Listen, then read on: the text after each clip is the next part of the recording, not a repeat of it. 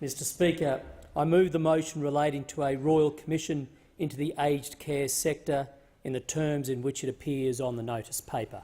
I thank the member for Fairfax. He may proceed.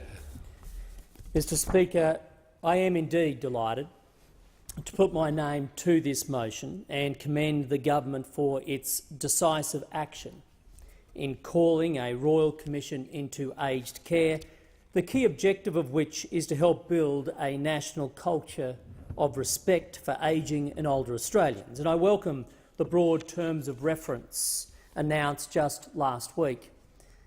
After learning of the abuses at Oakden and receiving recommendations of the review that followed, the government acted swiftly to improve regulation and impose a new audit regime on the sector.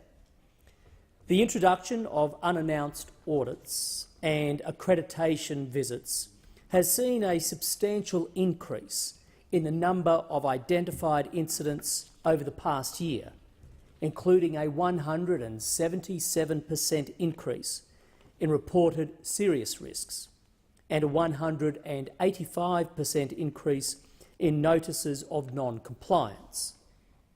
Yet, despite the significance of recent data that highlights serious issues, there is still strong evidence that Australia provides some of the best aged care in the world, and we should never lose sight of that fact.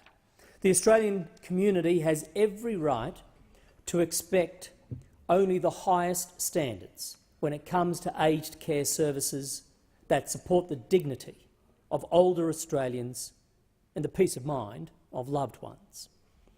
Not only does the Australian government share these expectations, but as a government, and I'm sure as a parliament, we are determined that these expectations are met to ensure there are no exceptions.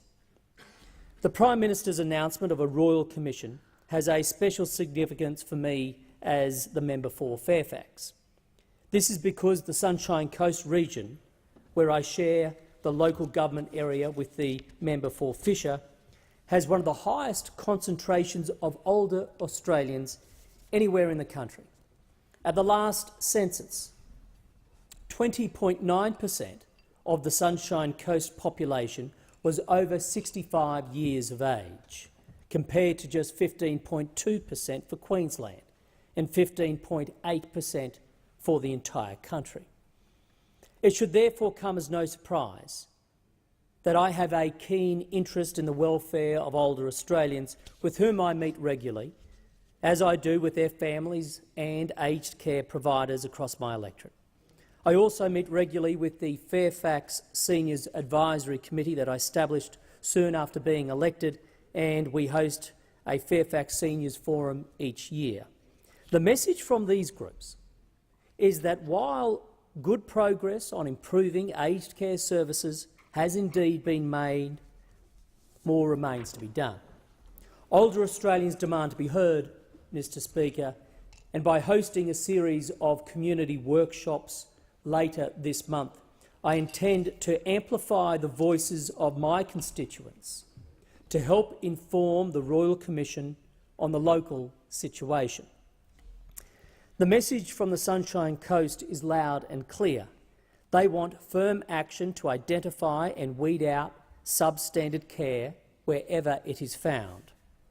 And that, Mr Speaker, is what this Royal Commission is all about. And this government should be commended for seeking to complement recent reforms with such a powerful response.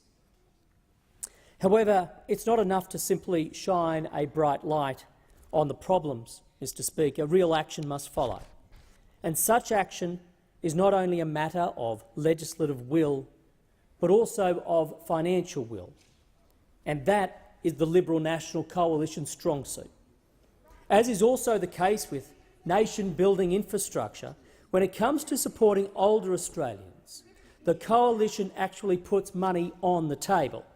Today, under this minister, funding for aged care is at record levels and is expected to grow from $18.6 billion last financial year to $23.6 billion over the next 5 years.